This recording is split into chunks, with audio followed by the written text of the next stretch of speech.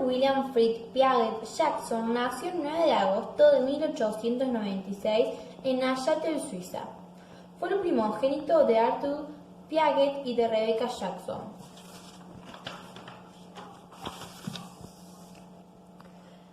Ya desde la infancia, Piaget mostró signos de gran interés por la mecánica, la ornitología, los moluscos y la biología en general.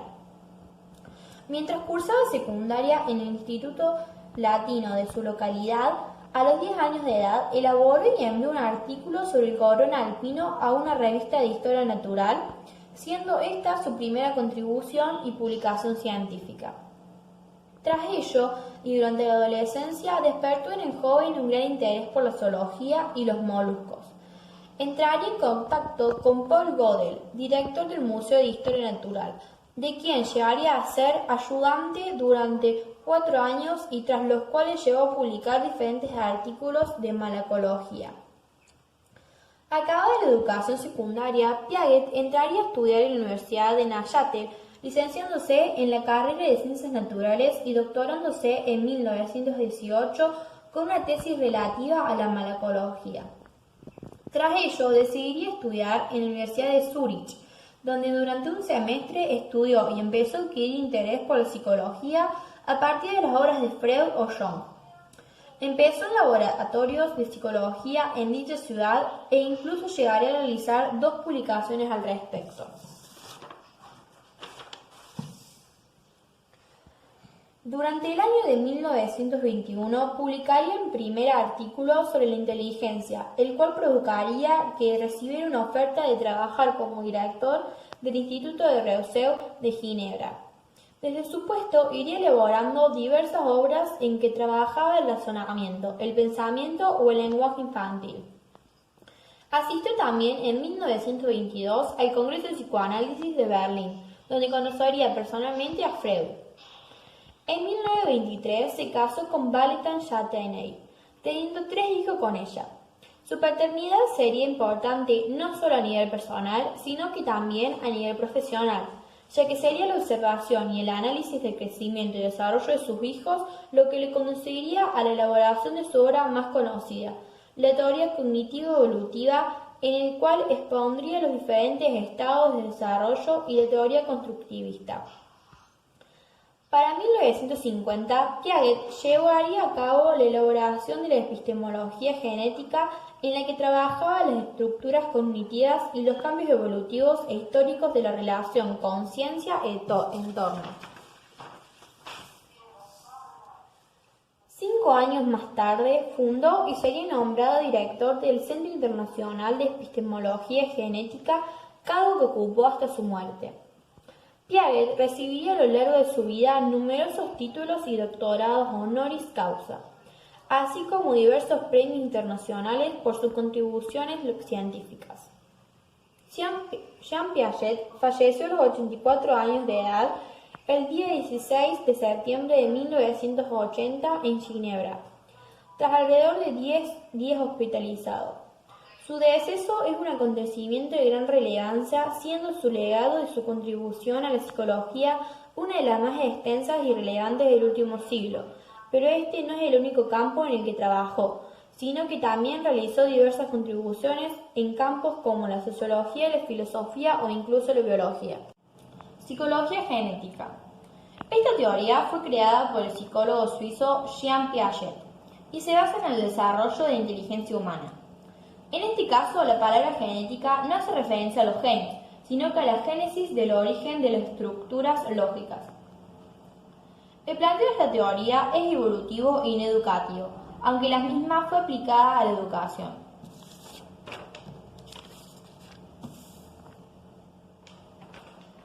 Piaget consideró que la inteligencia evoluciona por etapas y que en estas se van dando aprendizajes cada vez más complejos.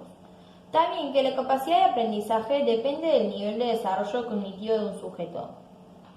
Las etapas del desarrollo cognitivo identificadas por la psicología genética son: definen niveles de competencia e indican lo que el sujeto puede aprender. Están limitadas por la edad en que los niños desarrollan las estructuras lógicas y estas edades son promedio. También son importantes los conocimientos previos y los aprendizajes anteriores. En conclusión, esta psicología brinda una descripción y explicación del desarrollo de las estructuras lógicas del pensamiento y la construcción del conocimiento científico. Describe y explica procesos individuales. Piaget concluyó que el conocimiento es el producto de la interacción entre el sujeto y el objeto, y que es el conocimiento de la realidad en donde se juegan las estructuras y esquemas del sujeto. Piaget y su trabajo. En la década del 50 realizó estudios de epistemología genética. El sujeto, para Piaget, es epistémico, es decir, un sujeto que construye el conocimiento de la realidad, y también es abstracto, porque lo describe de manera general y universal. Para este autor, la lógica del niño no solamente se construye progresivamente, siguiendo sus propias leyes, sino que se desarrolla durante la vida, pasando por distintas etapas antes de alcanzar el nivel adulto. Método psicogenético. Durante la etapa de indagación sobre la epistemología, Piaget y sus colaborantes utilizaron varios métodos de investigación. Uno de ellos es el método clínico, que resultó innovador para esa época. El punto de partida del trabajo experimental de Piaget fue la observación detallada del comportamiento espontáneo de los niños, donde son examinados de manera individual. Se les presenta una tarea como objetos físicos de su medio ambiente. El examinador observa lo que el niño hace y escucha atentamente las respuestas. El investigador le hace una pregunta y así sucesivamente. El niño es quien dirige la investigación y el examinador está obligado a seguir su pensamiento. La clave del método de Piaget es la flexibilidad para adaptar cada pregunta y tarea al examinado de manera personal. Su mayor preocupación fue cómo desarrollar el pensamiento y la inteligencia. El conocimiento es construido por el sujeto a través de su interacción con el mundo. La mente humana interpreta y construye una representación de la realidad. Según Piaget, los procesos de pensamiento cambian lenta y significativamente desde el nacimiento hasta la madurez. Hay factores que afectan estos cambios y son la maduración, que es la aparición de cambios biológicos que están genéticamente determinados en cada ser humano desde la concepción. Otro de los factores es la transmisión social, que es lo que se aprende en la interacción con los demás. Esta interacción social es una importante fuente de información sobre tradiciones, hábitos, nombres y todo lo que constituye el conocimiento de una sociedad.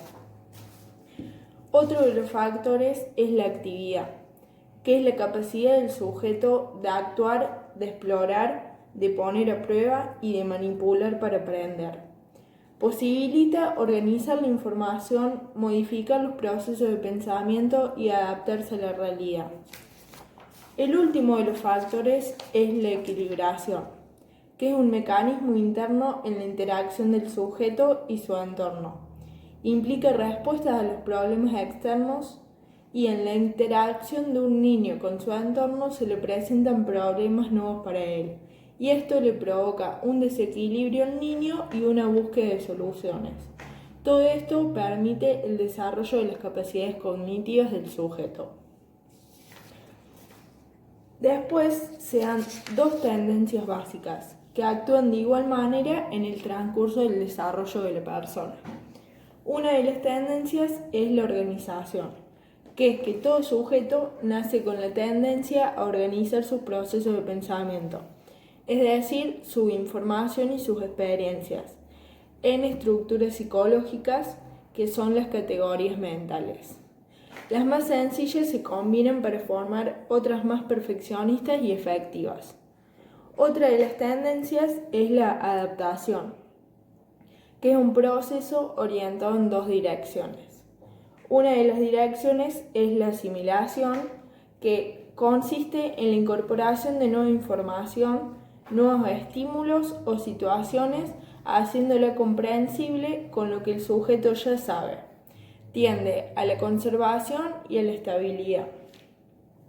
Otra de las direcciones es la acomodación, que es cuando el sujeto debe modificar sus esquemas para responder a una nueva situación, y tiende al cambio y a la novedad. Después está el desarrollo intelectual, que es la combinación de maduración, transmisión social y actividad.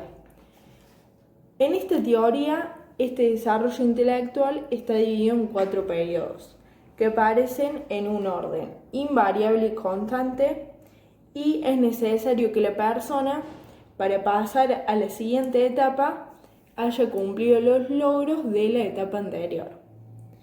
Y así cada periodo incorpora al anterior. Las edades de la persona en cada una de las etapas son diferentes. Los periodos del desarrollo intelectual. Primero es el sensorio motriz, que va de los 0 a 2 años. Esta evolución va desde los simples reflejos a los hábitos adquiridos y de estos a la inteligencia. Adquiere información del mundo externo, como los sentidos y las acciones, y también adquiere la organización, asimilación y acomodación.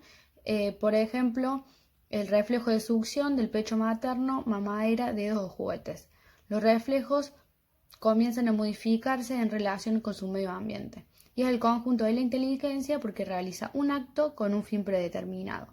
El niño se da cuenta de que el mundo está formado por objetos permanentes, como el chupete, los juguetes, la madre, aunque él no los perciba.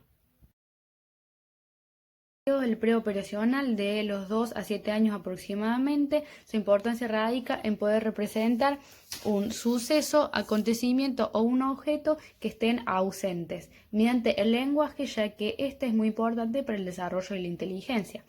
Y se distinguen 5 conductas donde recuerdan los objetos o hechos presentes y ausentes, que son la imitación diferida, que es la que imita un objeto ausente, el juego simbólico, que sería el juego de ficción, el dibujo, que es la imagen gráfica, la imagen mental, que es la imitación interiorizada, y el lenguaje naciente, que es el recuerdo verbal, además de imitar. El ejemplo es que Lucía, de 5 años, observa 2 vasos de agua iguales con la misma cantidad de agua. El experimentador le pregunta cuál tiene más agua y ella responde que tienen la misma cantidad. Luego vierte el agua de un vaso a otro más delgado y largo.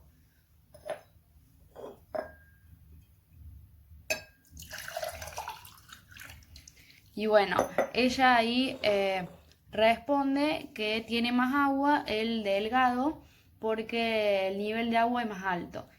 Y la niña no tiene en cuenta 2 aspectos, el ancho y el largo, que en este periodo no se aprendieron todavía.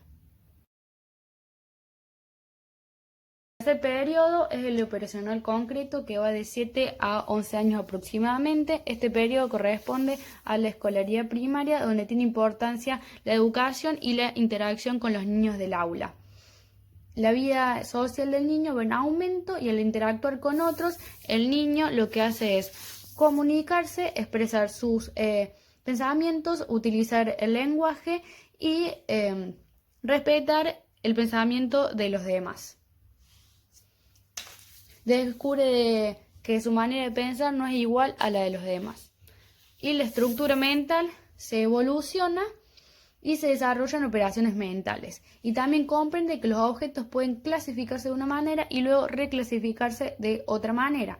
Por ejemplo, que un objeto se puede clasificar por color, por tamaño, por forma. Bueno, ahora volvamos al ejemplo anterior.